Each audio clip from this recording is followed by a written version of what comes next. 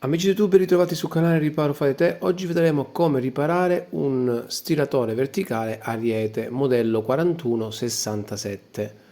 Se io vado ad accendere lo stiratore verticale, si accende correttamente, la spia rossa da lampeggiante rimane fisso, però quando vado a schiacciare sentiamo solo un rumore provenire dallo stiratore verticale, ma il vapore non esce, come potete notare. Andiamo ora ad aprire il nostro stiratore verticale. Per aprire il nostro stiratore verticale dobbiamo togliere questi 5 viti posizionati sotto lo stiratore. Fatto questo, dal lato del manico bisogna levare la cover gialla e troviamo altri 4 viti posizionati dietro. Quindi leviamo questi 4 viti e infine andiamo a togliere la parte superiore dove c'è la spia rossa, c'è un coperchio, lì troviamo altri 2 viti.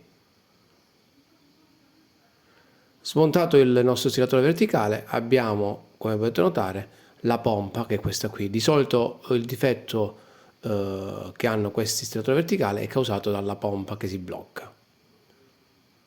Per pulire la pompa io utilizzo un fil di ferro sottilissimo, vado a sbloccare dal calcare rimasto nella pompa, sia da una parte e sia dall'altra, quindi dalla parte dove prende l'acqua e poi fuoriesce per andare poi allo stiratore, alla piastra. Rimontata la pompa, vado ad effettuare un piccolo test sul nostro stiratore verticale. Una volta che si riscalda lo stiratore verticale, qui potete notare che l'acqua già è presente nel tubicino. Accendiamo lo stiratore verticale, attendiamo che la spia rossa lampeggiante diventi fissa,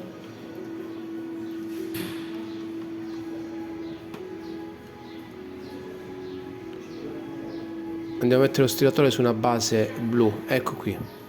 Premendo ora il tasto dello stiratore verticale, il vapore fuoriesce. Se vi è piaciuto il video lasciate un like, iscrivetevi al canale e ci vediamo al prossimo video.